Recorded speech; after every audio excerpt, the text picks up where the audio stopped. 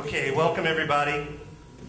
Since 2006, the Felidae Conservation Fund has worked to advance the conservation of the world's 37 Felidae species. Felidae, I now know what that means, mountain lions, and pumas and everything else. Felidae species and their habitats through a combination of pioneering research, compelling education, and state-of-the-art technology. The Felidae Conservation Fund believes that by helping people understand the critical role these animals play in their particular ecosystems and the challenges they face, they hope that they can preserve habitat, stave off further extinctions, and promote healthy ways for humans and wildcats to coexist. Our guest tonight is the founder and executive director of the Felidae Conservation Fund. Zara McDonald holds an MBA from the Haas School of Business, University of California, Berkeley. She is a former competitive marathoner and a trail runner in Marin County, and which I believe is how she came to meet a couple of mountain lions in person. Please give a warm welcome to Zara McDonald.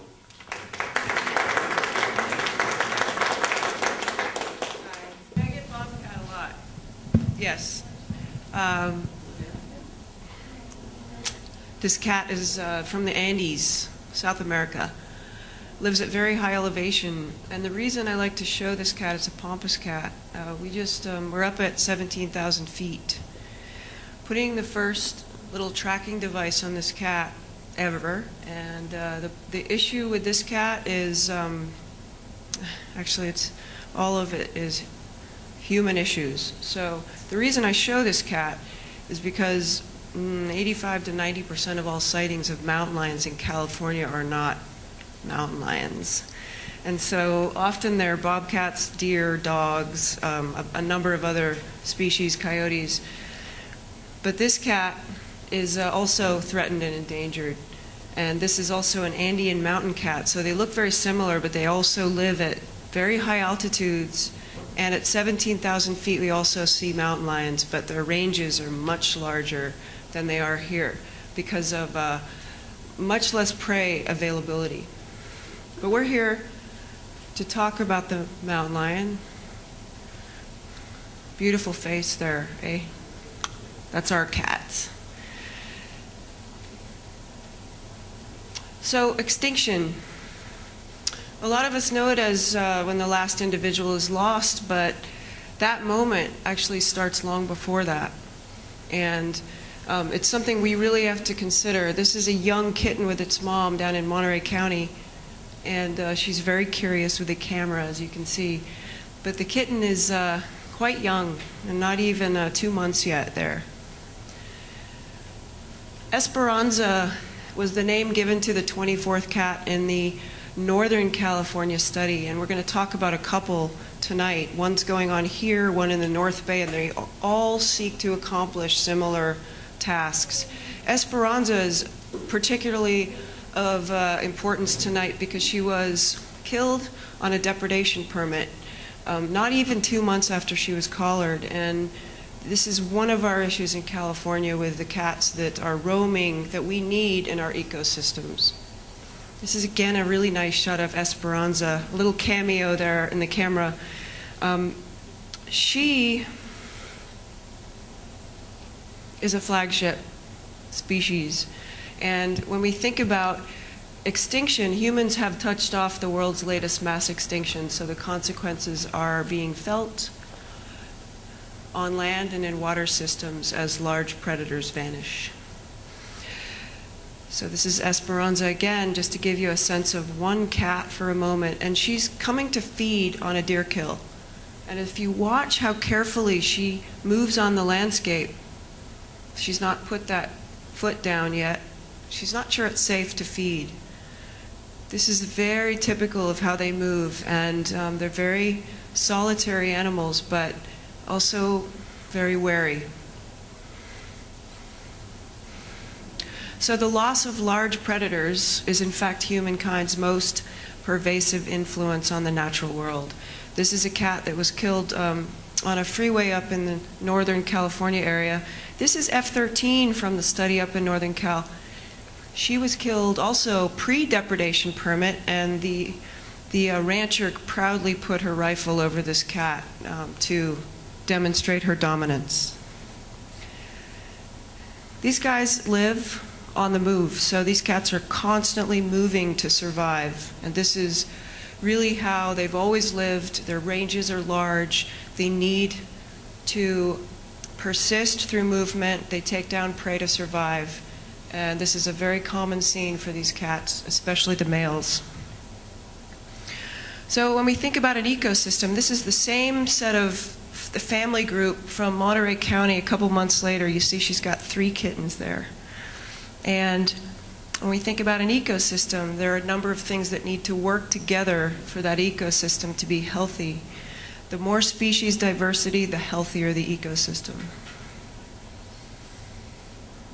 So look for a moment at a complete set. We've got a mountain lion kill here that's also being fed on by a coyote and a bobcat. They're actually sharing pretty nicely, which is a really nice scene. But when we think about complete ecosystems and what a mountain lion does for an ecosystem, simply by existing in it, the lion is providing kills for other species.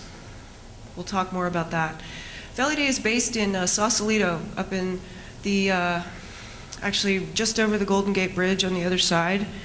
And our mission, as Joe mentioned, is to advance the conservation of wild cats worldwide. So we work with a number of wild cat species. Research is essential to provide us data so that we understand a number of things we can push forward for conservation. We also need compelling education. Education's lacking. Education brings knowledge, and we're working with the amazing technologies that are available to us today to reach masses. Why cats? Well, so all felids globally are threatened or endangered. And the snow leopard here, its issue is prey. The availability of prey for snow leopards is gone. This is a bobcat here feeding, and they also have fragmentation issues. So when we think about mountain lions and bobcats, they have very similar issues. They overlap. All of these animals are charismatic and mysterious. Indicator species. What this means is they drive the health of an ecosystem. They balance it. So we have loss of genetic diversity as a result of this fragmentation, and we'll talk a little bit more about locally how that's going to affect all of us. Loss of prey for that snow leopard means it's much more difficult for them to live at the altitudes they are comfortable. They have to come to lower and lower elevations to seek that prey, and it's not natural. Pesticide poisoning is a big issue that we are looking at with anticoagulants, and a number of mange cases and anticoagulant deaths of bobcats and mountain lions are on the rise. Human-wildlife conflict, and we'll talk a little bit more about the local incident, are on the rise as well as cats struggle to find pathways to connect populations. So this is just a look at some of the work we are partnering on worldwide, and 37 wildcat species. Many of those species, a lot of people have never heard of, and we also seek to sort of bring them more to the light and teach a little bit more about what they're doing out there and how they're trying to survive. So the lion does play a tremendous role in wilderness ecosystems. It sits at the absolute apex of the food chain. It is an indicator of the health of the ecosystem, and it helps maintain the stability of that system. This is Morris Hornucker back in the late 60s. You know, we knew this then, we know it now, although now we're running out of land, open spaces, and abilities to enable these animals to persist. Do we need the mountain lion? Again, this question is asked often when I give talks, and you know, I could say yes, but I should describe a little bit more about some of the reasons. And when we talk about regulating force, preserving ecological integrity, we really do think about this balance and the fact that their presence brings a number of benefits to a very complex system that we don't even ourselves fully understand yet. So sharing kill, so you saw the deer kill a number of species, and after those two left, a number of other species would come in and feed on that till it's just bones. Hunting, so all of the vulnerabilities are shared. The mountain lion has this large need for home range sizes that exceed other species, so they in themselves as an umbrella species, if they're protected, they protect other species. Highly charismatic, as you see from these animals and the images I'm showing, they inspire excitement about conservation.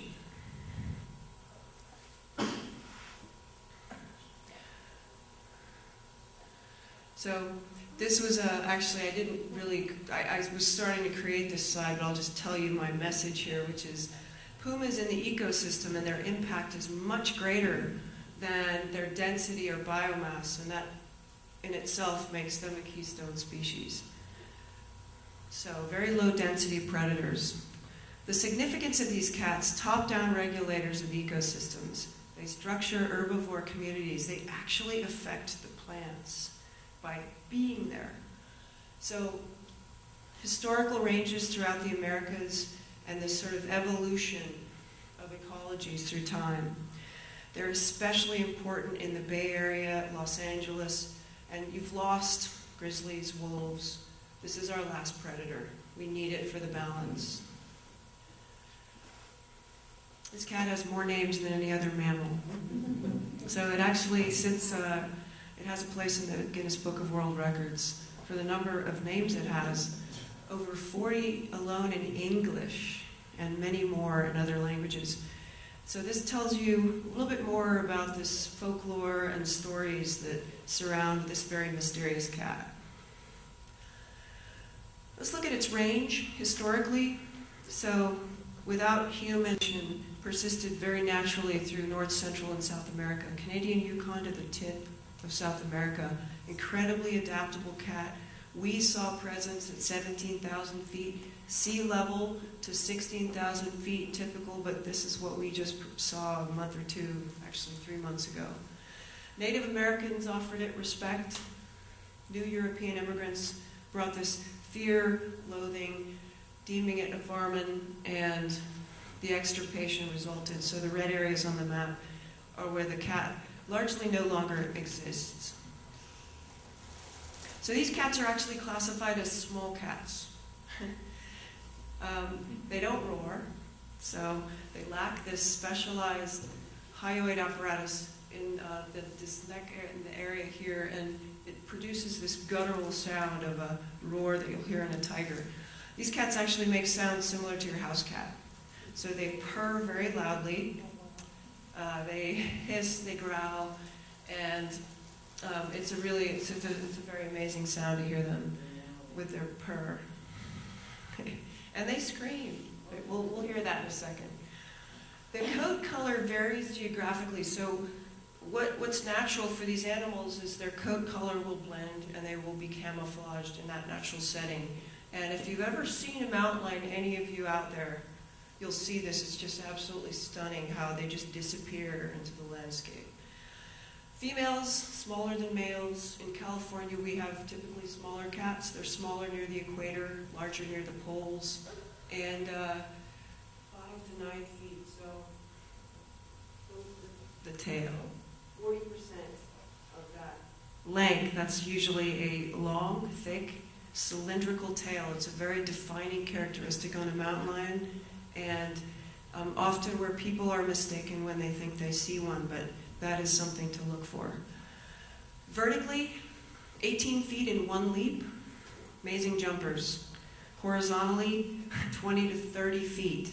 This is an incredible sight to see. So if you think about those hind legs, it's an adaptation for jumping onto the back as an ambush predator. 6,000 calories a day, very typical for a 3 to 4-year-old male, which ends up equaling out to about a deer a week. So if you look at these, so large retractable claws, so the claws retract.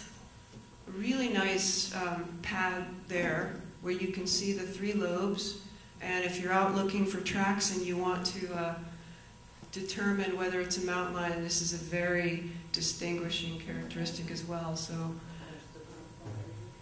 sorry? The front, that's actually, they're all the same, but the front, actually the front two paws are larger than the rear, so slightly. And there's usually an overlap, so you'll see the overlap of the rear on the front, but here are the three lobes. And these, the digits are usually not, they're not very even. They're a little offset. So you'll see that with dogs, canines, they're more rounded, and here with lions, they're a little bit different. So the claws are usually not visible. It's a good look at a scat. Usually an inch in width and length, about 6 to 8 inches. And it's segmented. Usually you'll see hair in that. You can tell the direction the cat's moving by, usually there's a trail off of scat at the end, which will tell you it's moving this way. What do they eat? So what produces that? Mouse to moose is really the term. So 80% largely makes up that diet for the mountain lion, but mouse to moose, so they'll eat anything in between. We have stories of mountain lions who have fed largely solely on porcupines, wild feral horses. Just sort of they have a prey selective nature where if they tack onto something, and it's usually deer because here this is their prey of choice. Rabbits, raccoons, foxes, even bobcats and coyotes. So let's take a look at the cats up in the tree. Stalk, sprint, ambush is very typical for these animals.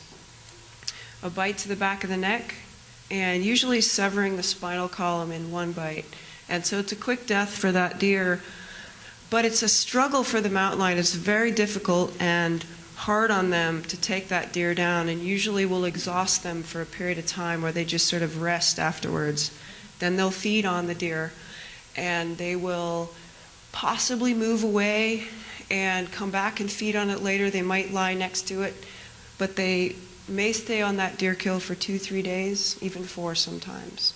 But humans can very easily scare them off of a kill. So if you're walking close by and they see you, hear you, they may take off and have to make another kill the next day to just survive. So it's very important to understand if you see a deer kill, stay away from it, allow the cat to continue to feed. This is very characteristic, so bite to the back of the neck. If you see a deer that's been nibbled on the rear legs, usually it's a coyote or a bobcat, it's not a mountain lion. This is very characteristic. They'll feed on the rich organs first, so they'll take the heart, the liver, the kidneys, and that is a very common puma kill. So they feed on the kill, and oftentimes they'll cache it. So what caching means is they'll cover it with greenery to protect it, to keep the scent inside, to protect it from other predators and keep it fresh, so that they want to come back and feed on it. Usually that's an indicator they plan to come back and finish that meal. And yeah, that's poison oak. No, apparently not. Okay, I got some sounds for you. Someone asked me about purring. That's the purr. They're big purrs, by the way. There's a kitten calling to the mom. That's very common communication between the two.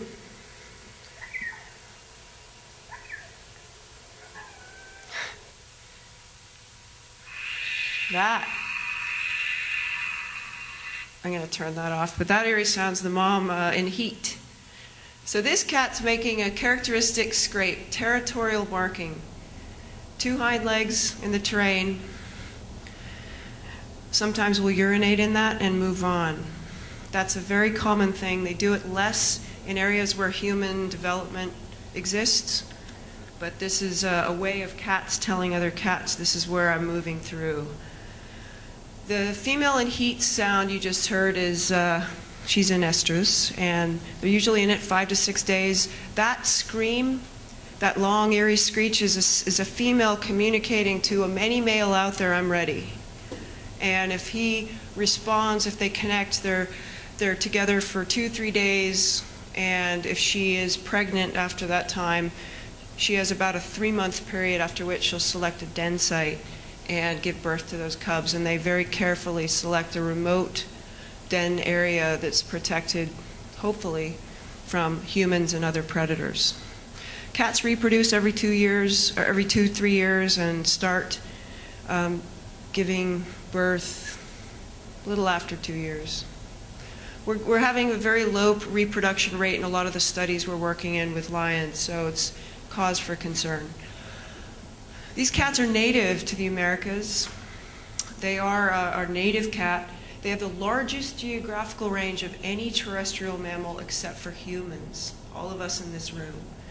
So they persist in these low densities, and when we talk about home range sizes, this will give you guys some perspective, because we think about the Los Angeles area and how challenging it is for a cat to try to move in a home range of 50 to 100 or 200 square miles. It's almost impossible, and that's what they require. So a female and a male will overlap. A very common situation is a male with 2 or 3 females possibly overlapping into his territory. Females and females will overlap and tolerate one another. Males are less tolerant of one another, and oftentimes, and it's actually the leading cause of death for the local study here in the Santa Monica Mountains, is a young male not able to disperse because of a freeway or development, moves back into the Santa Monicas, and the dominant male kills him.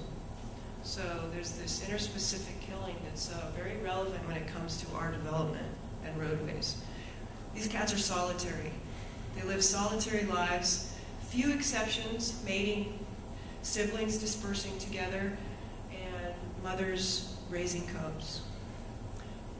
Females are pregnant almost 3/4 of their lives or raising young. That means these cats, if a female is killed for any reason, the chances are very good, and we're learning it here, that she's leaving behind very dependent cubs that will not survive. So do any of you remember the Burbank kittens?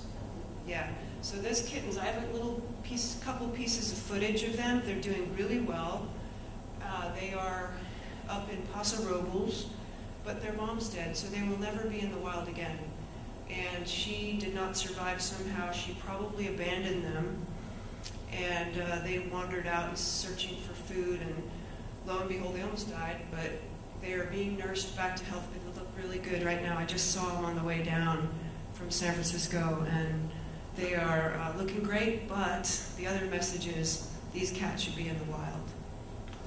Lifespan in the wild, 6 to 13 years. We're seeing that decrease. All of the studies where we study mountain lions and other cats, the lifespan is actually decreasing dramatically due to human causes.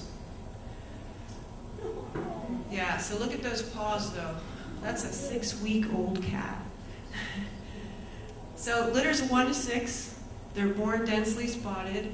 They have these amazingly beautiful cobalt blue eyes when they're born. And they open in about 2 weeks. These eyes change color to a tawny brown, anywhere from 6 to 8 months to a year. They're eating meat at 6 weeks, yet they must nurse up to 3 to 4 months. So these 2 cubs from Burbank, they had to figure out a way to get them milk that they would respond to. It's very important for their growth. They travel and hunt with mom 4 to 6 months period, and they go to kills. I have a clip or 2 of that.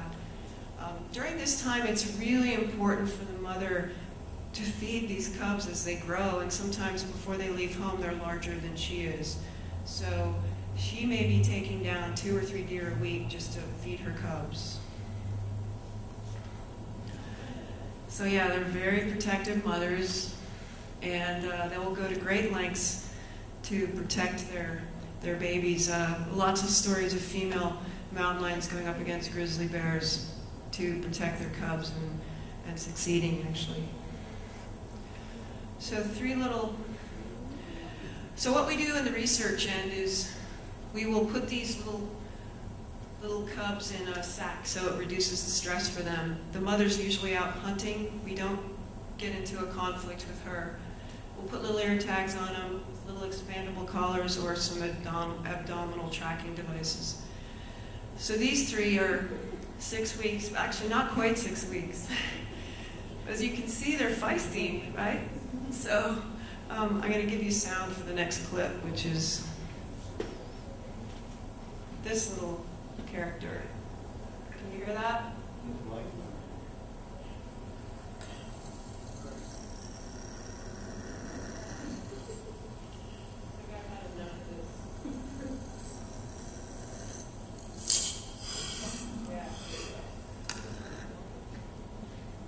So we will we'll sex and age them and weigh them and everything. We'll put them back in the den, and the mother comes back, and we're all gloved, and the mother's like, what have you guys been into? So there's like, and oftentimes, because collars need to be expandable because they're growing and they're very light, they'll get them off. So they kind of yank them and pull at them, and we may end up with one of these 3 kittens that we actually track for the first year. But it's very much worth it because it's data that's so important for us. So camouflage, I mean, that's 4 kittens in a den. Can you pick that out? So oftentimes we can walk right by that den and not see them. This is a little more exposed. This is far in the wilderness in South Dakota under a cliff face. Cubs require close to 2 years with the mother for survival. So this is absolutely important here, California, and all of the regions cats persist. 20 to 60% chance of survival. 20% is in states where there's sport hunting. So Montana, Idaho, Wyoming, etc. A sport hunting state brings that chance of survival way down. In California, we're closer to 60%, in the 50s.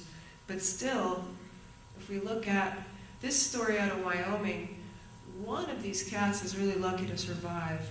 And these cats kind of came to the backside of Jackson Hole and were in this ridge, this butte, for about 42 days. And it was such an intriguing scene that photographers came from all over the world to just film this family group kind of moving together and doing what they do from a distance. And eventually they disappeared, and the mother would leave at night and go hunt and come back, and the cubs would play like little kids. And just an incredible scene. But when we think about survival, one of those is lucky to make it. So let's just do a little quick jaunt backwards. Bounties were offered in 1700s on the East Coast. So 20 shillings for a dead catamount. The puma was extinct by 1900 in the eastern U.S. And California was headed down that pathway. However, Proposition 117, many of you may be familiar with that sort of long concerted effort. These guys were almost extinct by 1970, so Ronald Reagan's government actually issued a moratorium on killing mountain lions. The Proposition 117, when it was passed, specially protected mammal is the current status today, and that's been since '90. However, as you see from my note here on the screen, we have an issue in California. So 150 lions per year, it's actually on the rise, and that does not include poaching numbers. This is more than states that actually have a sport hunting quota.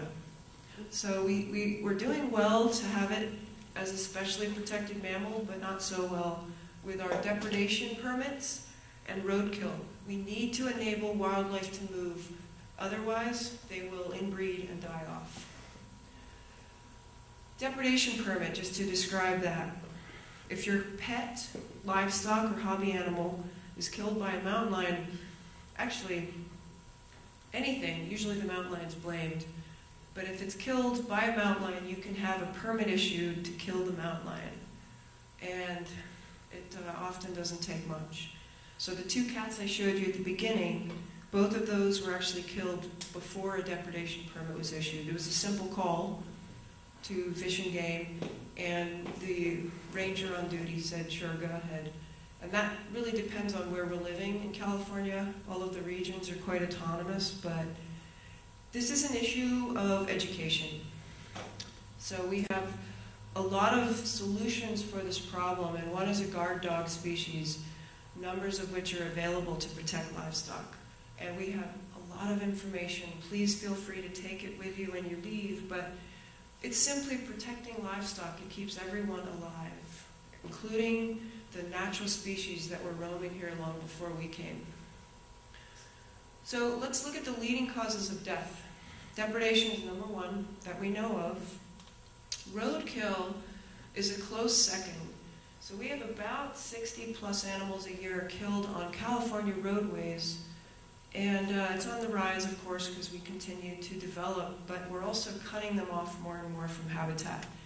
Poaching, we don't know that number, but we know there's quite a bit of it. And poisoning, as I mentioned, is on the rise as well through our chemicals, rat poisons, etc. Disease is, we're seeing a lot of disease issues of diseases jumping from domestic animals to wild cats. And so this is also a cause for concern.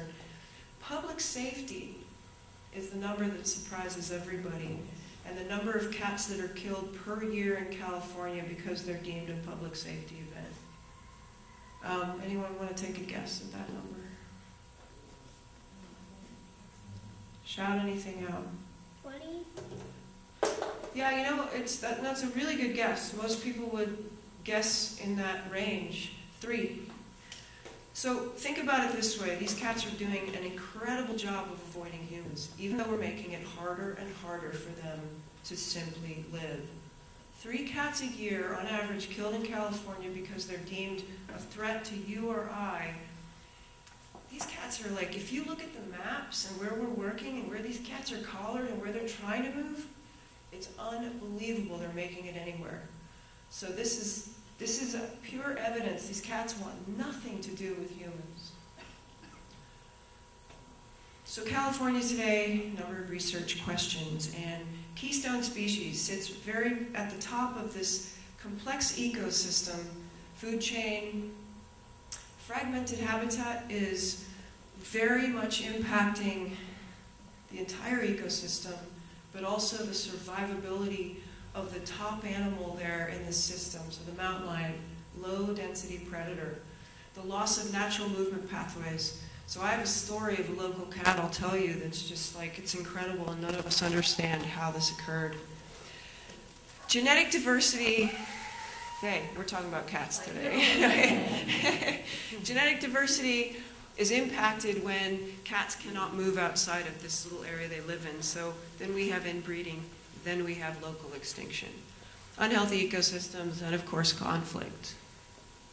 So we have some challenges, and when we think about the Santa Monica Mountains, we have the same issue in the Santa Cruz Mountains. However, the Santa Monica Mountains is much further down the road, and similar, these island habitats with very few abilities to move in and out for these large predators. These guys are resilient, but they're vulnerable, and they can fall to local extinction, and it is happening. So what happens when we take a mountain lion out of the system? Well, some of us already can imagine, okay, deer populations shoot way up. We'll look at the East Coast. That means Lyme disease increases. That means a number of other diseases will persist. A mountain lion, simply by existing out there, we never have to see it, removes the disease from the system. They predate on weakened and diseased prey. That's their primary targets at first. They're easy to kill, right? Vegetation and other wildlife is compromised in so many ways, because if deer are feeding and mountain lions don't exist, they don't have to worry about anything. You've seen them around your yards. They're not worried. So the problem is, if we're out in sensitive habitat, it's ground cover, but that's also habitat for a number of other species, songbirds, sage grouse, and a number of species that if you take that ground cover down to nothing, these things won't survive. So this has happened in a number of habitats. So these guys pull their weight. So public consciousness. I mean, look at that face. It's like, geez, you just want to grab it, but don't. Don't. Stay back. But this conflict is a real issue, and this is where we must educate our friends, our neighbors, our families, everybody we know about the fact that this fear is exaggerated. It's not real. They are not seeking us to kill us. They're not watching us from the brush and ready to pounce on us. They are so scared of us. Science can't conserve. The data can tell us a lot, but we need everyone in this room and beyond to talk to people, to help them understand we are enriched where big predators are present. We know there's something really cool out there, and we never need to know what it is. They remind us we're part of nature, so we are all animals as well. There's a couple stories. These are great stories. Eric worked in the Santa Monicas here for a number of years, and we've lost Eric, but some great work he did. This is the Grand Canyon, and this cat's coming out of sedation. So the cat is a little like woozy, like you would be if you were coming out of anesthesia. And Eric's worried the cat's going to take a dive into the canyon to the left, so he's trying to coax him to the right. And two amazing things came out of 2 years of this study in the Grand Canyon with the National Park Service. One was, these cats are incredible travelers. A cat with a GPS collar left the south rim of the Grand Canyon one evening, traversed the entire bottom of the Grand Canyon, and if you've been, the raging Colorado River, swam over that, got to the tip of the north rim by 5 a.m. the next morning. It's like, wow is right. The second cool story is if any of you have been on the tourist trails in the Grand Canyon, 2 years of data, GPS collared cats, they're sleeping, moving, kind of living within 20 meters of these trails. No one ever once saw a cat. They don't want anything to do with us. Here we are locally. This guy, really a very cool cat actually, but he's upset for one reason. See this snare? He cannot run away. What he wants to do is take off in that direction as far away from humans as he can. So that angry face is his only defense to say, stay back, leave me alone. So we've got a dart in him back here. And so he's going to go into that drug shortly. But this is all over really quickly. But Santa Monica Mountains is the other very interesting story where 25 years ago there was a healthy population of lions in the Santa Monicas. Today, they are tracking two in the Santa Monicas, and we'll talk more about the rest of the surrounding areas, but it's a local extinction underway. Another story up from the Sierra Nevadas. Anne, for her PhD with UC Davis, was looking at urban and rural areas. So there was a study of 9 cats in the urban fringe setting, so right at the edge. And then she had 10 cats collared in the wilderness area, logging grounds, etc., but away from humans. Over her 2-year data set, 6 of the 9 cats in the urban fringe area were killed, and 1 out of 10 in the natural setting further out died. So we know we have a tremendous impact on the survivability of these animals. This is pure evidence, but a lot of the culprits were these ranchettes where the owners weren't really protecting their animals or livestock, and this is again an education need. So Santa Monica's, this cat here was just captured. This cat, you guys know Griffith Park, right? You know how small it is, right? Okay. This poor guy, okay? These guys have, actually this is 2, but one puma's got a collar that moved over into Los Padres, one in the Santa Susanas. This cat was just collared. And if we look at this map, it's like, what? Are you kidding? So here we got Santa Monica's. Here we got the Verdugos. And actually there are cameras in there, and we know there are a couple of cats in there. And here, We're up here. So here is a really nice habitat.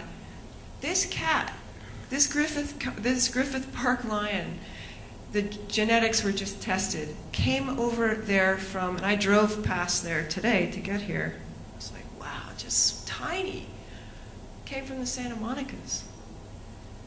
Over the 405, the 101, or under, obviously. But how?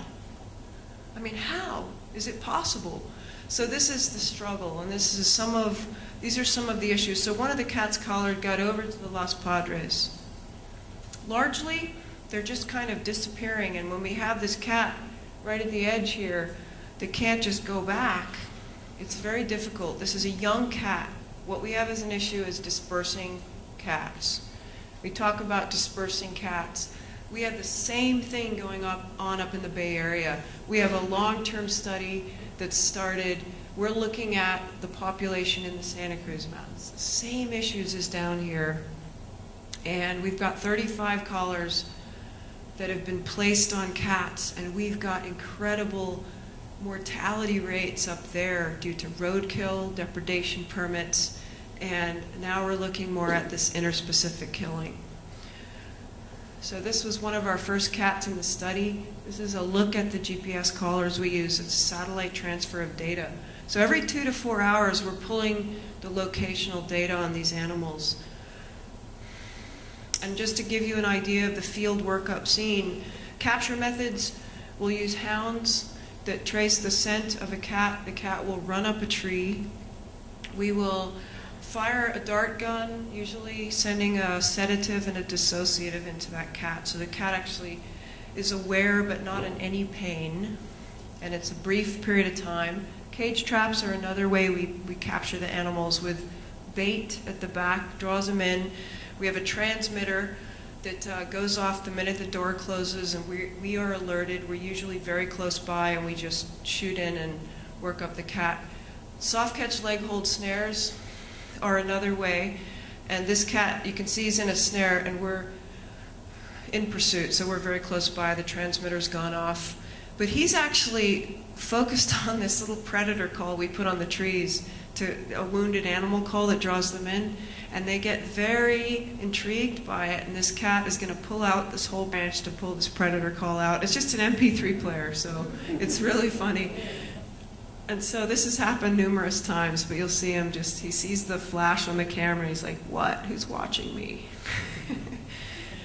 Then they find, of course, that there's no food. So, and just to give you guys an idea of how amazing these cats are when they run, this is Chile. I don't know if there's good sound here, but... Oh no, he's moving. He leaves the dogs and...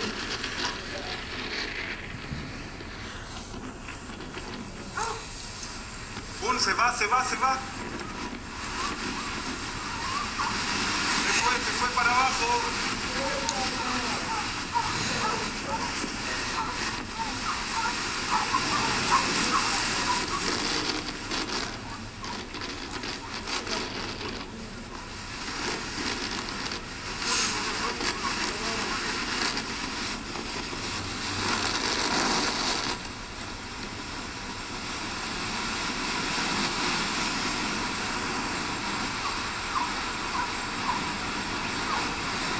Shit.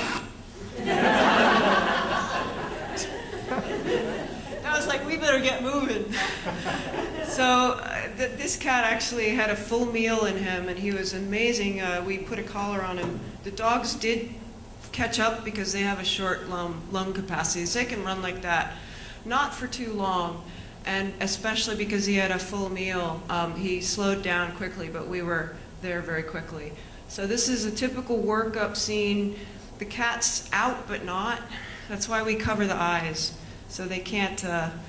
They're not seeing that. There's no stimulus. They're not stressed by it, and we'll work them up very quickly. Place the collar on and release them. Sometimes we'll give them an antidote, so a reversal that will pull them out of that drug immediately, so they can safely be on their way. Otherwise, they kind of come out of it like we all do, out of these drugs, which is just sort of this period where you're like, whoa, what just happened? And it can be dangerous for them. So there's a look at a collar we've placed, and we take all of our data, blood, and we size them, we sex and age them, and add that to our database. So if you look at, and again, these are all such similar situations in California. There are 2 areas in and out of the Santa Cruz Mountains, and you can see human development. There's a campus slated for this. This is 101 freeway up north. And then an area further south, this is a population of lions in the Santa Cruz Mountains. This is where they choose to move. So they want to be over here, safe territory. They need to be stealthy. They don't want to be seen. They absolutely hate being in our towns or obviously our agricultural fields. Some data sets. This is again, this is a big interchange up here, but we've got Highway 17, 101 here, very busy freeways. Females are the circles, so you can see the difference. The males are making these long jaunts, and the females overlap a little bit. And none of them, in the beginning of this work, were crossing 17. Eventually, we did have some stories of a female and a male crossing, and they were mating. The male was first hit by a car, massive shoulder wound, but he did survive. The female, a day before giving birth, was hit by a car trying to cross the same road, and yeah, she perished. So, very sad story of these 2 lions. But again, just an interesting view. And then this is one cat over 6 months in Irvine Regional Park area. And here's 91, a human residential area, 241, 6 months, okay? This cat has never crossed the freeway, never goes into the residential area, and barely makes it over here a few times. So this is a bad situation for this animal. Cannot move as they naturally do.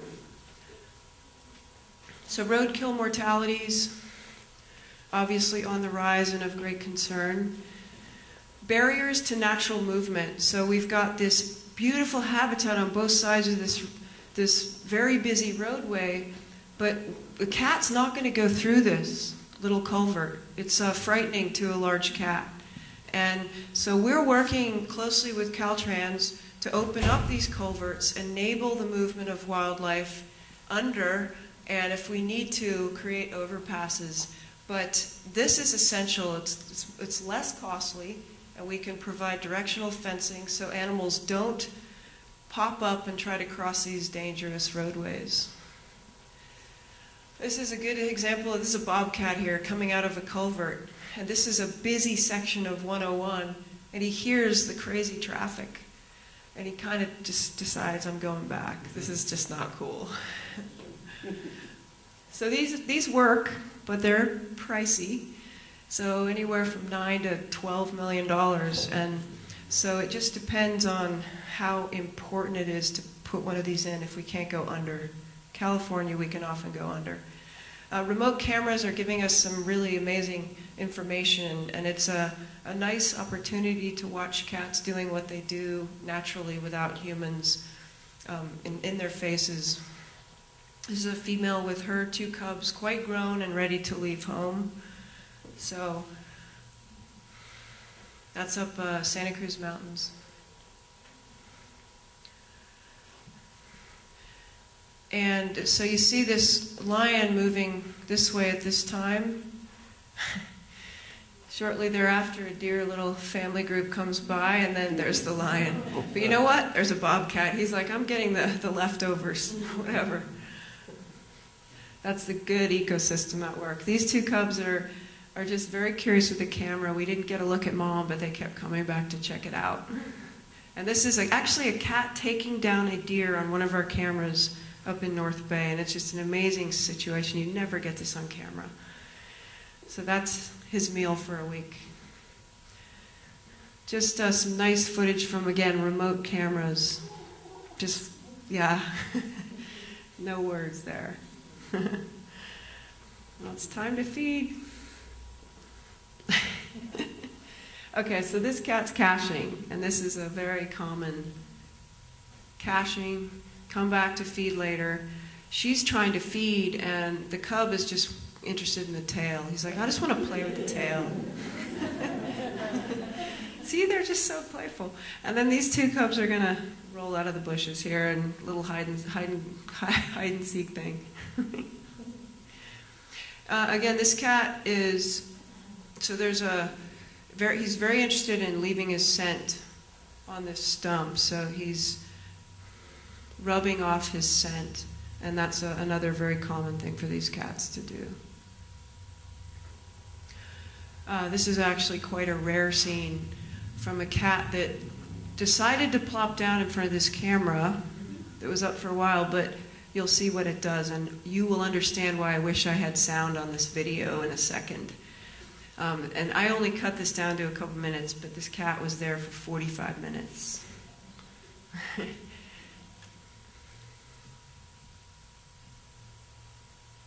Just kind of like a house cat, right? Oh.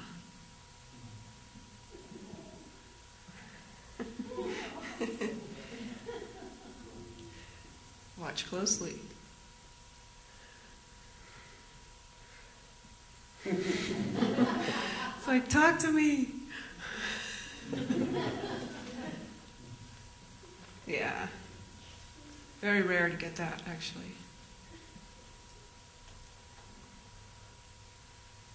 Quite content, doesn't he look like he's just, and that's actually really nice to see, because this is like 15 miles from Urban Fringe as well. There you go. Stretch. A lot of people ask me, why don't they call it Downward Cat? So we want to minimize this, and so some of you are here tonight to talk about the conflict, and you know, we do need to consider the future of our actions here, and how do we learn from these? All of these incidents, without fail, are young cats trying to disperse, leave home, find a new range, and establish that range. And it's becoming more and more challenging. This is your cat locally. And, you know, why can't we figure this out? Well, we can. We just need some coordination and collaboration and understanding. But if we think about how close cats often are to their safe zone, and then they cross into the danger territory, if a human sees them, their life's pretty much over. This is a point of the Berkeley cat last year that was killed, and it was very close to just its safe territory, but it ended up in the wrong place at the wrong time. This was the middle of the night. So we are losing these natural corridors for these animals. We've got to think about how to protect them.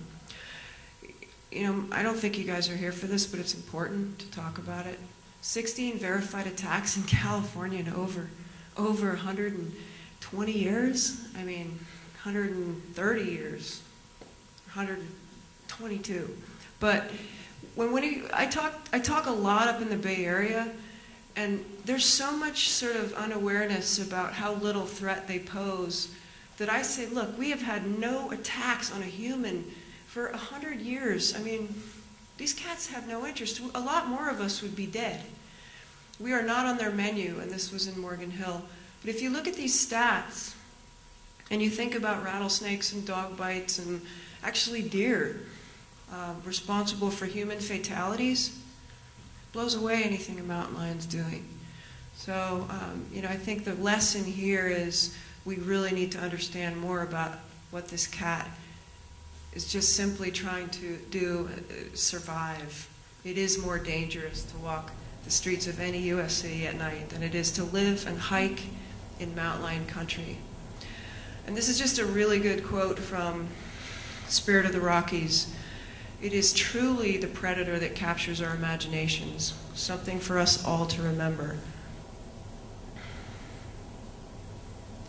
So the sighting question that I brought up at the beginning, 85 to 90% of lions are actually, lion sightings are actually not lions. This is a fish and game stat. So think about that as well when you hear it on the media, because the media is in itself sensationalist, and we want to try to bring that down several notches. So we have a number of projects underway. This will also move into Southern Cal, but a lot of understanding of genetics, telemetry on these felids, and these education projects, strong citizen science components that bring the communities together. We have a lot of remote camera placement efforts underway. We have these cat aware programs for K-12 school, and these are powerful. We have 3 modules for these programs. We have a classroom presentation. We have predator-prey labs, teaching the kids about the balanced ecosystem. And then we take the kids into the field with the biologists, and we let them sort of see what it feels like to be doing this work. We have a couple of film projects, and there's one about to be released that will be a 5-minute music video, actually, that's going to be quite different from what you'll typically see. So look out for that if you take our information, check in on that. This is the Bay Area Puma Project website. So this is also important, and we will be reporting on the Santa Monica Mountains and the local cats on this page as well. We work very closely with the NPS people, but this is really great. It has excellent supplements for school-based education. Puma Wild is a game for your iPad, iPhone, and you become a puma. I like to use the Puma moniker.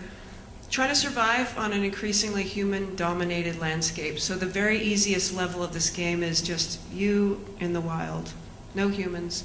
Every layer you go up in the game of difficulty, it's increased human encroachment. And so can you survive that? And it's going to be a lot of fun, so that will be out soon. We have a number of tracking programs that are starting where you will head out with expert trackers and learn how to view the landscape as a wild felid might and understand it better. We have a Puma license plate that's underway. We're collecting signatures for that. That will bring much needed funding to the state of California for this research and education that we really need at this point in time before it's too late. So sign up for that, please. Okay, you guys live in mountain lion habitat, so let's just cover that really quick. Trim vegetation surrounding your house. You know your lands well. What is a potential hiding spot? If you have deer on your grounds, try to detract the deer. We have a lot of information about that. But don't feed or attract them. It is hard. They're eating things they never used to eat. Don't leave your pets or pet food outside at night. This is an attractant as well. And fence your livestock, keep it contained. And that means very specific. You saw how high these cats jump, right? If they're hungry, they're opportunists. They're going to jump in there and take that goat. And they'll take your cat if it's out there roaming at night. Bring it in. Recreating, you know, this is sort of your comfort level. The advice most people give is don't go out alone. I run alone. I know these cats really well, so I don't have that fear, but you have to feel comfortable with what you're doing when you go out alone or you want to go with somebody else. The key is also between dusk and dawn, these cats are very active. They're seeking food. You're not on their menu if you remember, but don't put yourself in a position where you might end up struggling with a mountain lion or killed by it because you're in the wrong place at the wrong time. They sleep mostly during the day, so the daytime is their nap time. Making noise, they know you're there long before you would ever see them, and usually they'll see you and you'll never know it, and that will happen for years, probably most of your life. Keep children with you, never behind you. So children are smaller, so they can appear as prey. Never go up to a cat. Any of these cats I've shown you, any of the kittens, a deer kill, allow the cat to feed, give it that space. It's actually exactly what you need to do. These cats will leave. And I've been in the field for close to a decade, sometimes with only myself and one other researcher, and I have never once seen a cat come after either of us. They'd run the other way. So it's just not likely to happen. But appear big. Anything you have on your physical body, throw it if you need to. If you feel threatened and that cat's coming towards you, throw anything you have. Scream, yell, throw sticks, rocks, water bottles, cameras, backpacks. And this guy, look at those ears. So, would you throw anything at that cat? No. Well, so don't just think about that for right now. But if you're standing there and that cat's like looking at you with his ears down, you know what he's saying? Well, you can't. He's saying go away, but he's actually trying to appear invisible. So he's wishing you wouldn't see him because the ears, like, he has that feeling like, okay, they won't see me. Maybe they'll just leave me alone. Commonly, if a cat's in high grass, the ears will go down and he'll just look like, okay, they won't see me, they'll just leave. This is not a threatening position. Right, this is, but he can't go anywhere either, so I have to say these are a little distorted, but this is exactly what you'd see, which is he's angry and you better start throwing stuff because something's up with this cat. It's not a normal cat. And again, if you guys are lucky enough ever to see one, and I think a couple of you have indicated you have, you're very lucky. It's just wow. But this guy is not happy. So throw whatever you got, and I think he'd probably just leave. Bobcat mountain lion, big difference, as I hope you guys get. Big, big difference. But you see, there's a lot of mistakes. So if you see these kittens with her, she's at a kill with them. Long tail, very different body cavity on this puma and that bobcat. Really important to remember. And it's not that people, I mean, all of us from far away, the perspectives are quite distorted at different angles, so it's perfectly understandable that we might not identify something exactly. This is really nice footage of the cubs that were taken up to Paso Robles, and this is 3 months. And they're just starting to eat again, so yeah. So this is, I think this is olive, so one's olive and one's magnolia. And you should see them now. I have footage. I didn't have time to get it onto my talk, but they've grown and they look really healthy.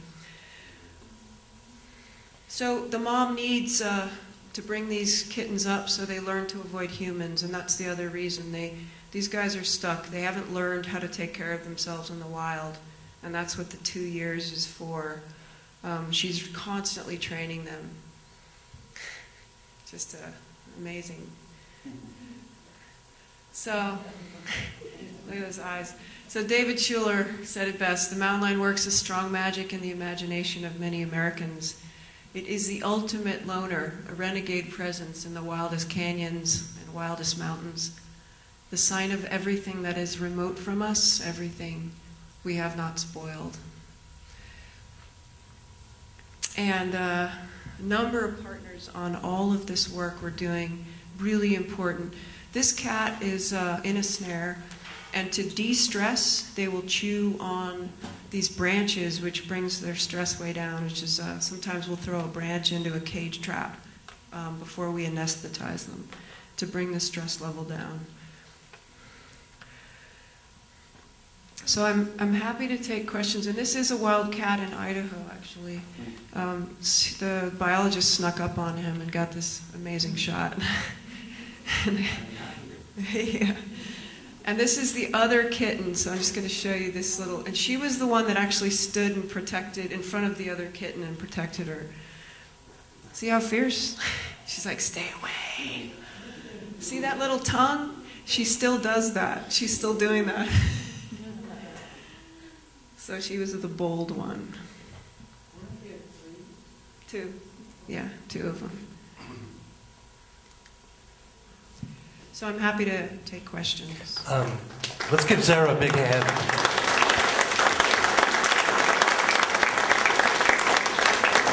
Can Can I turn the lights back on for this? Okay.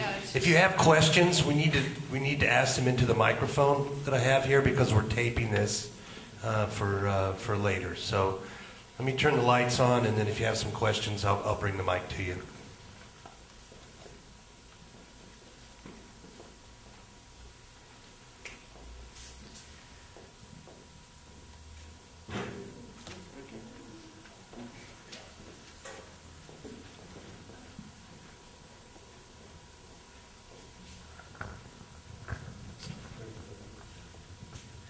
To know what happened to the Griffith Park mountain lion. Are they going to leave it in that area, or are they going to relocate? Yes. So let me make it very clear. The research intends to literally just understand more. The cat's not a threat. We only knew it was there because a camera trap showed it was there.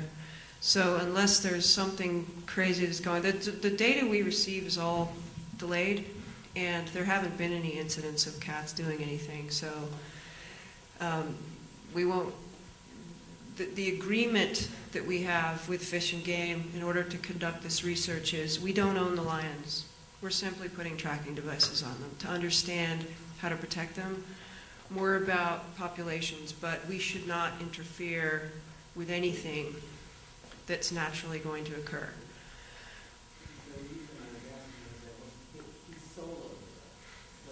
He won't stay there, I guarantee you. He's a young cat. He'll, and I hope he doesn't get hit by a car, but it's likely. It's likely because none of us believe he made it there to begin with. If you talk to the biologist who collared him, he's just, we are like, how did he get there?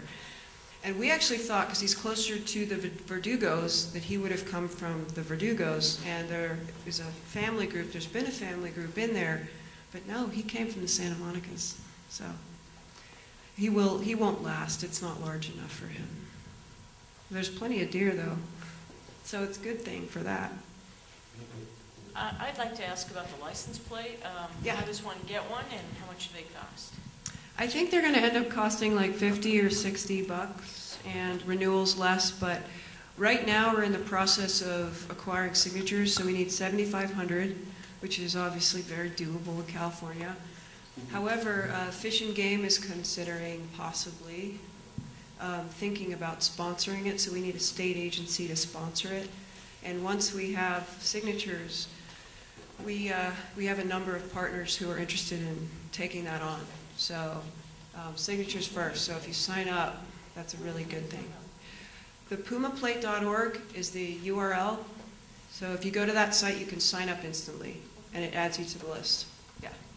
Thank you. Okay, you had mentioned that disease was a problem jumping from domestic species. I know that you said you don't own the animals and such, and it's expensive probably, but is there any way of doing a vaccination while you're doing the collaring and everything so that those diseases don't affect the cats? Yeah, thank you for that question. It's a tough question because we actually don't believe in interfering with what their natural... But that's not natural. It's not, but that's sort of saying let's continue to do what we're doing, and let's not face the problem that we've created with our feral cats, dogs, and animals that are a human-created problem. So can we address it at another level? We shouldn't be touching and handling wildlife to add something different to their system. But that's a really great question, and I would ask the same one if I hadn't been doing this for as long as I have. I'd like to ask about water. I live at the top of Pennsylvania Avenue, and the Nanda Ashram is up there, and they've been up there since the 30s, and they have a watering hole, and we don't have any trouble. We don't lose any animals or anything. And at the top of our dead-end street, we've had cats in trees, but only on the very edge of the property. And I just learned that they restricted the ashram's watering hole. And I'd just like to know about water for all of these animals, because we have these huge cement drains now that take all of our water out to sea. And so how do they get their water, and why can't we provide watering holes that would be natural if we weren't here? It's another good question. So the cats actually are very good at finding the watering spots, and we have creek beds, and actually when it dries up it becomes a little more difficult, so they'll end up changing the sources that they seek out. But creek beds, rivers, lakes, anything that they can find, and if they've restricted access, that means they've barriered it off, or is this something that was previously available, it's no longer? I'm not sure. I can't really find out. The Ananda Ashram has been here since the 30s. They border the national forest. Right. So what they have is they have a salt lick for the deer up there. They have the most beautiful deer herd. And then they have a watering hole. And the watering hole creates your ecosystem. So they don't need to come down into our property for water. Or for, and I've seen coyotes drinking out of swimming pools in Pasadena, and I don't understand why we can't provide for animals. A couple of years ago, the bears up in South Lake Tahoe were having a terrible time because they had some freezes, and the berries that they normally eat weren't there. They were breaking into cabins, and the state of California wouldn't allow the Bear League to dump food. And they finally started doing it without permission, stopped the bears from breaking into the cabins and all of the ruckus that was going on. And it seems to me that it must be true for cats and all wild animals. If they have what they need, and why is it that we can't provide anything? It has to be all natural. They have to be all on their own when we are taking from them. So one of the reasons that we shouldn't provide something unnatural is because when they become used to or acclimated to humans, that can become more of a dangerous situation. So the less that we are influencing any part of that natural habitat for them is better. And yes, we do play God way too much, and we have no right doing it. And it's now coming back to haunt us in a number of ways. And the lions, believe it or not, I say this all the time, and I talk about extinction, but it's incredible how much we are not aware of how quickly this happens. And you guys are, it's happening here. They have nowhere to go. You've got the Angelides, but beyond that, the other habitats are largely gone. You'd think we'd get it. Sometimes we never get it until it's too late. Once we take something away, it's hard to give it back in a way that's safe for them. And that's really what's, I think, going on here. They're really good at finding water, though. So the cats are expert at doing that. And because of their large home ranges, that they cover so much land, they'll find the water, if there's water. And it usually won't be a swimming pool. There's a lot of water. The neighborhoods complain when they hear kills at night. Because a couple of years ago, we were hearing kills at night, and all of a sudden it stopped. So what were you hearing? You were actually hearing the cat take... At 2 o'clock in the morning, you just hear a death cry of an animal, probably a deer. And you'd hear like one a month, maybe Right. 1 or 2 a night. Remember, though, that this is also happening with coyotes and bobcats. So they are doing the same thing. Mountain lions are always seen as this big, fierce, bad predator, but they're blamed for a lot of things they just simply are not doing. But what bothered me is that when they stopped, when we stopped Completely. hearing it, it felt to me like they were pushed back or that they were stopped. So I don't know for a fact. All I know Yeah. is that it stopped. But I just wanted to know if you knew anything about that. No, but you know what? It could be happening, and none of us would know about it because we have areas up in, we have a lot of pockets where cats are handled by local trappers and nobody knows about it. So we know this is happening. And yeah, so it's actually a very good question, and I cannot answer that. I hope it's not happening. This is what's leading us to unhealthy populations of lions. Yeah. Basically, I have a statement, and then I have a question maybe you can answer. I know everybody's heard, that nature takes care of itself very well. To get it filed up, you add man. When humans get involved and they don't leave them alone, then that's when the problem hits. My question, though, is referring to the one in Sunland that got killed, that was shot and killed, they had a wildlife reserve that was ready to take that cat. Right. But I know that we don't relocate them for certain reasons, but when you go to a habitat that has only one cat or two cat, like you said, the Santa Monicas are down to nothing, 2 cats. What is so wrong about letting nature drop one back off in there and let nature try to evolve them to where they will, like you said, they do tolerate sometimes smaller territory.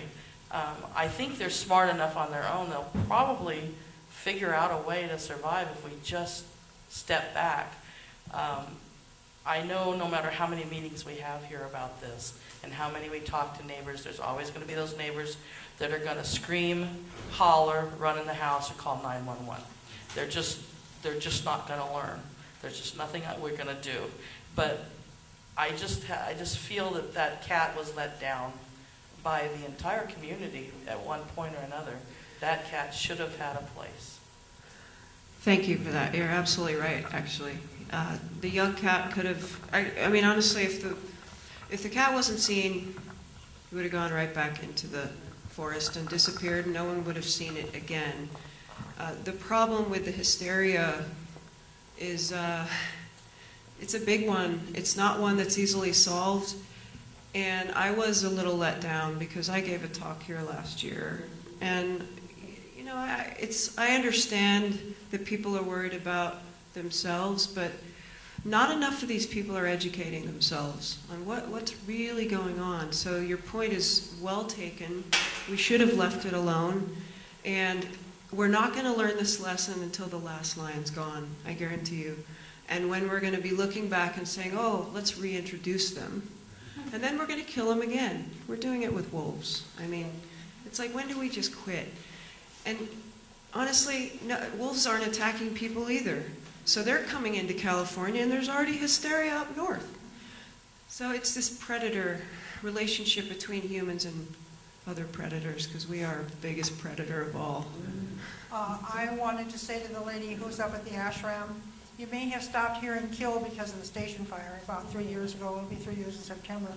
All of the small game was killed off. There are no... Oh, it was before that. Okay. And the other thing, if you don't mind, I had petitions to pass out, and I was supposed to get more, and I didn't, so several people don't have them. And I would just suggest that anyone who's concerned about the hierarchy in our Fish and Game Commission and a man named Daniel Richards, you might want to go to the petitionsite.com when you get home and take a look. There are 3 petitions there to ask for his removal, and I think after you read up on him, you'll be interested in signing the petitions if you care about cats. Thank you. I have a friend who lives up on McGrorty, and she's aware of cats being in her area, and so she just keeps her domestic cat inside all the time. It's a very big house. It's a mansion, so the cat has plenty of place to go, but they are real close by. But if it wasn't for them, for these predators, we'd be inundated with the smaller rodents and pesky ones that we really don't want to have. Yes, that's very true. So they're very helpful for that. Thank you. That's very true. We need them. Common theme here. Hi, my name is Paul DeRigo. Thank you very much for the presentation. It's very enlightening. I love coming up here because of the atmosphere and what you guys live with up here. I have 2 questions. One is, who's responsible for policy and how situations like this are handled? To me, it sounds like an overreaction. And second of all, this area, you know, we are looking for animal liaisons for the neighborhood councils to work with the community. So once we get a neighborhood animal liaison in the neighborhood councils up in this area, we can go out and do some more work. I volunteer with LA Animal Services. So I'm hoping that we can get that relationship established so we can get more awareness out there. So I guess the first question would be, like, who would handle the policy on this, and how do we adjust it? Right. So I'm glad you asked that question. So what's typical in California, the protocol currently is Fish and Game is there's autonomy in every region. So what that means is the local office, ranger, biologist for Fish and Game will make the call on that situation alongside a very uninformed law enforcement agency. So what we are working on very carefully is to merge a lot of these energies together and train all of them in this safe capture situation, teaching them how to tranquilize animals, teaching them the times it takes so that they aren't under this misinformation that, well, the cat's not going to be in the drug fast enough, it's going to attack a human, and that's risk. Which, you know, I guess it's a possibility, but I've never seen it before in my life, and it just doesn't make any sense. We watch these cats go in the drug immediately. The other thing is, we need the agencies all to work together. So oftentimes what we have is a situation where people are just uninformed. They're a little scared. They're worried about their own butts, as you can imagine, it's just the way people move through the world. I'm worried about me. What's going to happen if I don't just handle this? We've got to sort of take stock of that. And currently, though, the situation is Fish and Game, law enforcement agencies. We have agencies up in Northern California who are actually really concerned about this. And they're like, we want to learn about how to not kill these cats. So we need to get everybody in California, all the agencies and Fish and Game working together so that there is a very clear step, process, protocol to handle a cat sitting in a tree in a schoolyard, a cat by someone's house, or a cat anywhere that's not doing anything. And the different levels of danger and how to identify what those are, and then when to act, how to act, etc., together. Because often it's mass confusion. And every situation we see, we've had 3 cats, 3 in the last year in the Bay Area killed for the same reasons. And it's just the same as you guys. It's like, what? Are you kidding? This is crazy. We don't need to do this. So there's a buzz. There's a lot of energy, interest in doing that now. And we're working with partners to make it happen.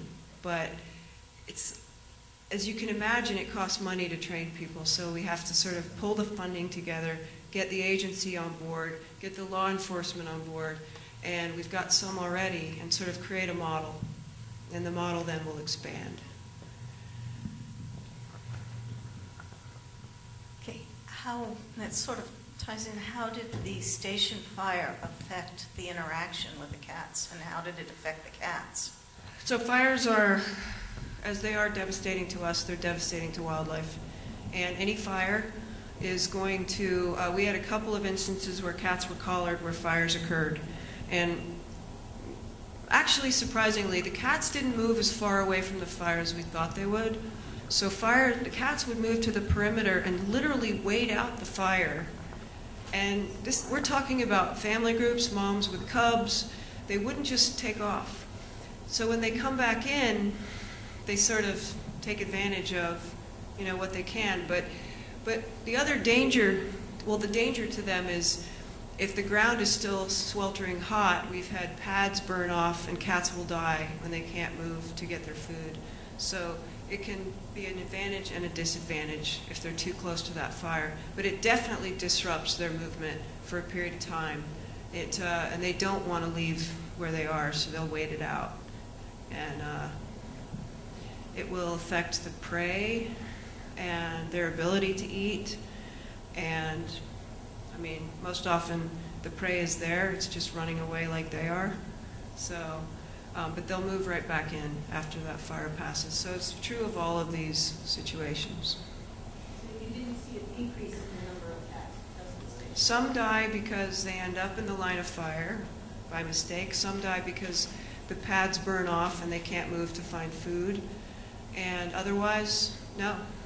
Collared cats, we see in studies, sort of move to the perimeter, wait it out, and their behaviors would be disrupted because they'd have a scrape site. So a scrape site is where 8 cats will communicate with each other and just move through, and that changes.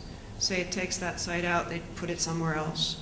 Very adaptable, though. And I mean, these cats have survived how many hundreds of years of human persecution, for a nice word. But yeah, So it's interesting to me that there's 2 mountain lions in the Santa Monica Range that we know of, and that my guess is the Department of Fish and Game also have the same statistics that you do. And it's also of interest to me that when they talk about not wanting to relocate, back on what this woman was saying, it's always a matter of territory. And these animals are territorial, and we're not going to put one in another's territory. dangerous. Well, we know that we've got all this excess territory, you know, like why wouldn't we bring a mountain lion there and help that population from dropping to this local extinction like you're talking about? Has this occurred to Fish and Game? Has this been discussed at all? It's a little different because over the last 25 years, human encroachment and development what we're doing is moving into their habitat. So we're actually squeezing their habitat just by our development. So what was 25, 30 years ago is no longer today available for them. The other thing we have to be aware of is what we think is quality habitat for lions is actually not anymore. If we've put a vineyard or agricultural lands or we've developed it in any way, they can't live there anymore the way they used to. It all of a sudden changes a quality habitat and brings it down several notches to where they may move through it, but they can't live on it. So we are looking at seriously changed habitat, and we don't have the amount of habitat we used to. So it's not as simple as saying, well, let's just throw a few cats back in there. And they actually naturally self-sustain populations. So if they're just left alone, they would be fine. And it's really, I think that's what we need to focus on. What we've done to their habitat is actually almost as egregious as some of the shooting of a cat that ends up in the wrong place, our freeways. I mean, it's like we keep plopping these barriers in the way of these healthy populations, and it's becoming much harder. So we have this whole study underway where we're looking at layers of very fine-tuned detail of habitat and what is actually habitat a lion can live on anymore. It's changed. And in California, it's shrunk so dramatically that we're not even sure what it will sustain anymore. But it's a great question. Thanks. Hi. Next. I just want to say thank you so much for taking the time to come out and talk with everyone, because I think it's really great that we all become educated, of course. I have more of a personal question. I too am, not really into marathon running, but more so trail running. So I spend a lot of time, at least 6 days a week, out in these hills, and I've seen everything out here. Actually, some things more than a couple of times. Last summer, I saw a cat very up close, and I've done a lot of research myself, asked a lot of questions, and really the best thing that I've come up with is really avoiding those times, because that is when I definitely see all of the animals, being before dusk or at dawn and then at dusk. And I was just wondering, what would you advise personally? I've heard that bringing a blowhorn with me might be effective. What would I do? Okay, yeah, actually I was going to say that... In other words, should I avoid those times yeah. completely? I mean, is that just, yeah. So well, and the problem is that the nicest times for running are actually those times. So I know. Well, actually, my 2 sightings were, one was very close, and it was, yes, me running at dusk alone, everything I tell people not to do. And, the cat was you to me. We were staring each other down. He was actually above me. Yeah, as far away as you are from me, actually. I was actually taking a rest on a rock behind a big log. Right. And it's right next to a stream, and he came out of the brush, and I saw everything very clearly, long tail. I mean, it was, I thought I was hallucinating, so I pinched myself. What was his mannerism? Almost like startled, but not so startled, kind of like, because I stood up very quickly. And I had a backpack and a whole bunch of a jug of water, actually, so I just, I might have scared him, or actually I think it was either a young male or a female. It was somewhere between 90 and 110 pounds. So, and this was last summer in July. But, you know, we just locked eyes for about 3 seconds. He leaped over the stream and then went off into the brush. Right, so this is common. This is Yeah. what I would expect a cat to do. This is what it did when I had my sightings. And I've never heard otherwise, unless there was a very obscure situation. And so I'm not going to go into it tonight, but I'll usually, when people ask questions about particular attacks and why, there's always a reason. And the reasons are not necessarily out in the press. So if you want to know more about those, feel free to get in touch with me. But what I would suggest, I still run by myself. I prefer it. I don't take anything, I think mostly because I know that I'm at such low risk. It's not, you know, if I want to die, I'd rather. But I know that they're not going to come after me. I don't have that fear because I know so much more. And when I started doing this, I wasn't in that position. And my fear level went way up in the beginning. And when I was out on trails, I'd be like looking around, like, oh my God. How I feel now. Yeah. So it goes back down, but I would say keep it to the daylight hours if you're by yourself. That eventually may change again. I still think it's what it is being smart and respectful for the fact that the wildlife moves then. It's sort of their home. We're visiting. I mean, it's really how I felt that day when that lion was staring me down. I felt like, wow, this thing belongs here, and I don't. It was like, okay. And you know, it's hard for me to say, because if I'm officially talking to you, I would say, be aware, be careful, don't run between dusk and dawn. And you know, hey, take a friend. Me personally, I might alter that a little bit, simply because I know so much. I've worked with these cats so intimately for so long in the field. And we've done everything. We've drugged them, we put collars on them, and they're still very shy, very elusive, and they just want to go I away. feel even more comfortable now after having educated myself, you know, really in depth, you know, up to this point. I've just started now going again by myself, and I am feeling a lot better about it, but it's really through educating myself. So I completely understand what you mean. You know, I just really wanted to, you know, to know if you... Right. So I don't take anything with me when I go out. If they want to attack you, you're never going to know it. You're going to be dead by the time it... Yeah, I mean, you're never going to know. So if you're facing one, they're obviously not after you. So they're going to do exactly what he did, which is like, oh no, a human, I got to get out of here. Yeah. Yeah, it's like they're scared of us. They really are. Yeah, thanks. We were told some time ago on a similar thing like this, if you are facing them, just to jump up and down and scream, and it just scares them off. You can start yelling at them, and yeah, it just scares them off. And, but you know what? They're more afraid of us than we are. Yes. You won't get that chance, though. They're gonna. Most of the sightings I hear about that are real tail disappearing into the brush. The other thing was what was that? It's amazing. The other thing, the point I was going to bring up was last Saturday at Bolton Hall Museum, we had the fire department there giving us a program, and I asked them when they have a big fire like we've had, what do they do about the wildlife? And he said it was on the bottom of their list. They are really good at looking after themselves. Fires are natural. It's regenerating for the ecosystem, and the wildlife largely does really well. It's the humans that are causing them such strife. Okay, we're going to take 2 more questions, and then we'll set you Great. free. Okay, no problem.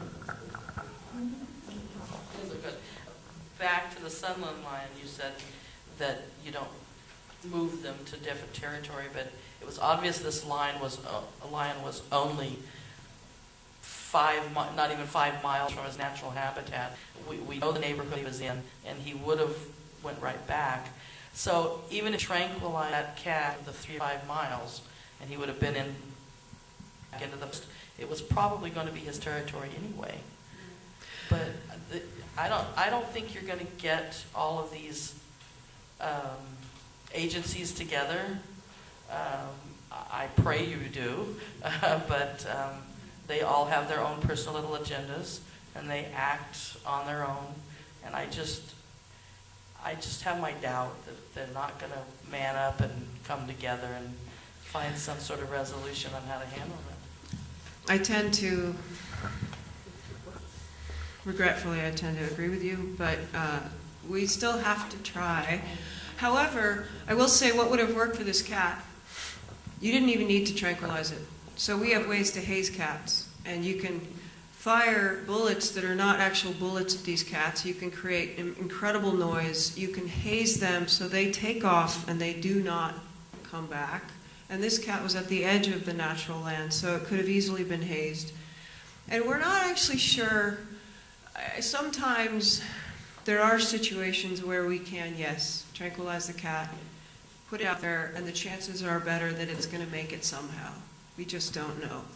But if we have a GPS collar on the cat, we actually know where it came from, so we can take it back, which we don't want to collar all the cats, though.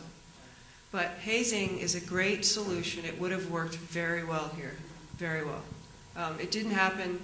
That's another thing we are very interested in educating. Even if, I mean, law enforcement agencies, there is a way to get to them. But again, it's very true. There are definitely those who are resistant. So, wanted to ask about the Santa Monica cats. There's only 2 left, I believe you said. 2 with collars. We don't know, actually. There might be more. And that's changed. It's sort of varied over the last, I mean, this study's been ongoing for 10 years, so it's varied. They've had 4 or 5. There was a family group. The male killed the 2 young ones, so there's been a lot of interspecific killing in that region. Cars are hitting the cats. I was given to understand that the cat that was hit on the 405 was the last male that was up there. That's my concern. Was the last male that was there. The last meal. Male.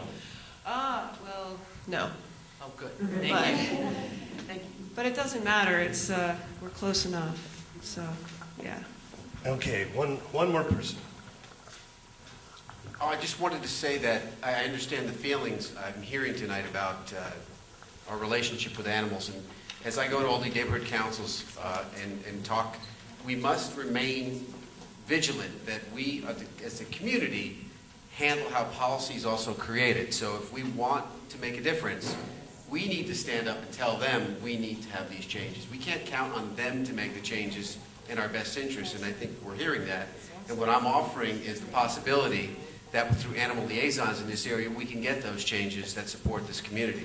So again, I want to make sure, if I'm wrong, please tell me, but I'll even try to hook you up with the general manager to see if we can get you to speak to them. No, that's great. It's the only way it will work, and it's an uphill battle, but we have to do it. It's our only hope. Esperanza. Okay, one more time, can we give Zara a big hand for coming down from, before you guys leave, the Verdugos, there are these 2 amazing people that are putting cameras up and helping the research in the Santa Monica Mountains, and they're right here.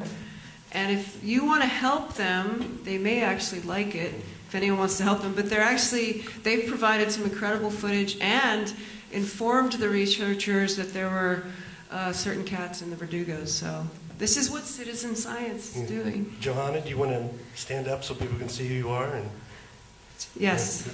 Yeah. You guys, we want to say a couple.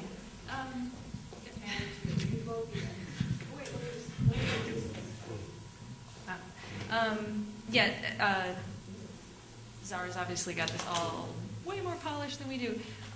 Basically, our whole thing that we're learning from watching these guys in this area is that anybody with an interest can learn from organizations like this and from the researchers, and you can really have an actual effect on what's happening. Don't sit back and say, well, this is not, my specialty. I'm not trained.